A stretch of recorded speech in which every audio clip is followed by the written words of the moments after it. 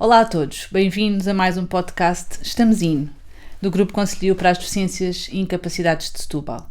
Continuamos na senda de encontrar estratégias de integrar, incluir, intervir junto das pessoas com deficiência ou incapacidade, e para isso temos hoje connosco uma especialista, Júlia Vinhas, da Mentes Inquietas, que nos ajudará certamente neste árduo trabalho de melhorar a qualidade de vida das pessoas com deficiências e incapacidades. Júlia, falar sobre saúde mental continua a ser algo que só diz respeito aos outros ou, na verdade, estamos a falar de todos nós? Falar de saúde mental é diferente de falar de doença mental, em primeiro lugar. E sim, é falar de todos nós, não é? Portanto, o autocuidado, uma saúde integrada dentro da nossa saúde física e da saúde mental é imprescindível para todos nós. Falar de doença mental, estamos a falar de perturbação e aí já estamos a falar de algo que é diferente. Agora, para não chegarmos à perturbação, à patologia, obviamente temos que falar sempre de saúde mental, temos que começar a trabalhar antes. E esse antes é sempre através do nosso autocuidado, um olhar sobre nós próprios, um tempo para nós, saber que recursos existem também para procurar as ajudas quando estamos menos bem ou quando queremos só e apenas melhorar algo que nós sentimos que precisamos de melhorar. Portanto, continua a ser saúde mental, é falar de todos nós. Mas continuamos a achar que questões de doença mental só calham aos outros?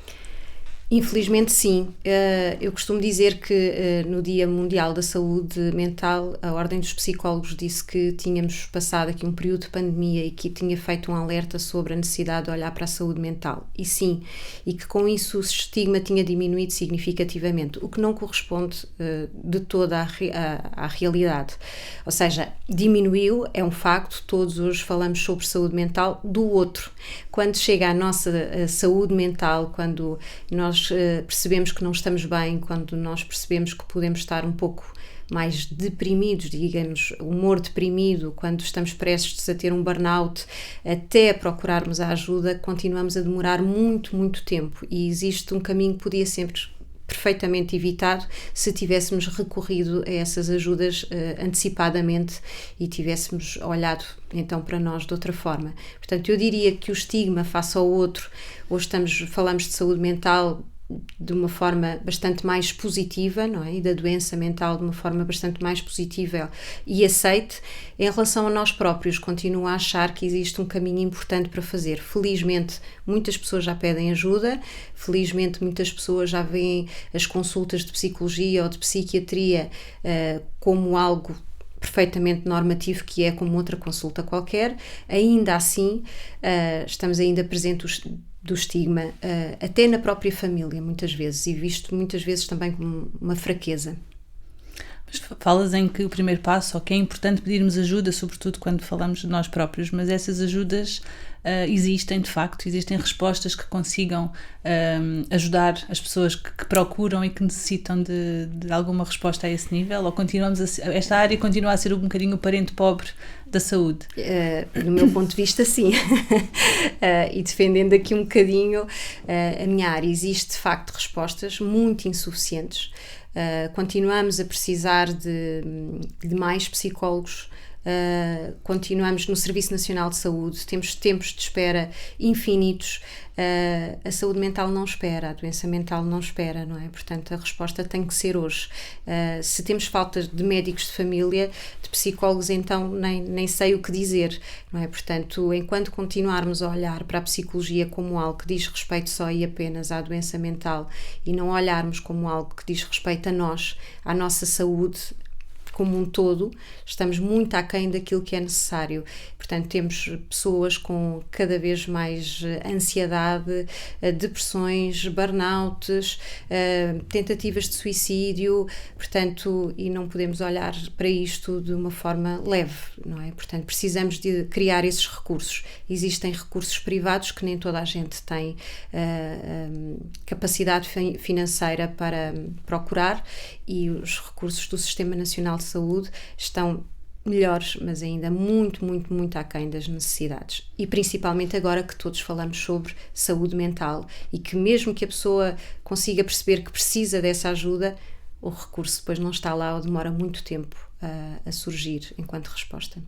Mas o que é que achas que localmente poderia ser feito, ou o que é que ao nível local e nestas relações de proximidade poderia fazer a diferença nas respostas às pessoas que sofrem de doença mental? Eu penso que o trabalho não se esgota só nas consultas, não é? Portanto, o trabalho passa também por este trabalho com a comunidade. E as Mentes Inquietas são uma entidade privada e ainda assim está integrada no Grupo Conselhio, de forma a dar essa resposta à comunidade.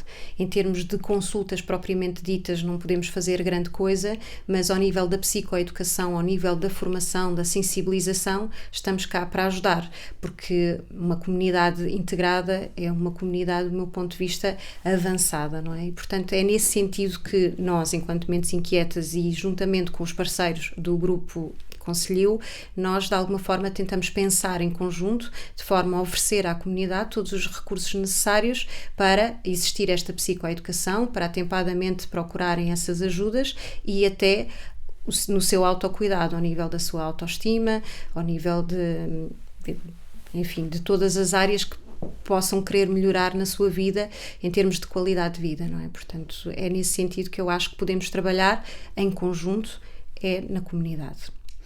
Júlia, queria-te desafiar a aproveitar aqui um bocadinho este momento em que se calhar estás a ser a voz de muitos que não têm voz, para deixar uma mensagem para aqueles que de alguma forma possam estar ainda nessa procura ou nessa luta por ter a capacidade e a coragem de pedir ajuda, ou para as famílias que também também adoecem e também têm a doença na família, uma mensagem que de alguma forma possa contribuir para esse caminho em busca de uma melhor vida, de uma melhor qualidade de vida.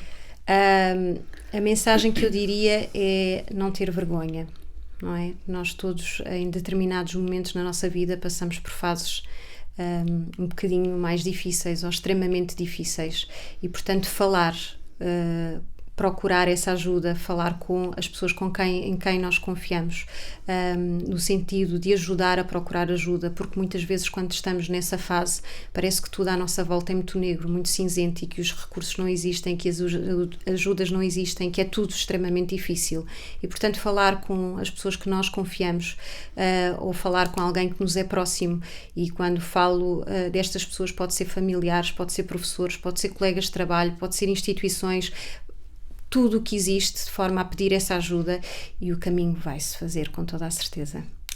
Júlia, obrigada pelo teu contributo. A pergunta que se coloca é: será que estamos in?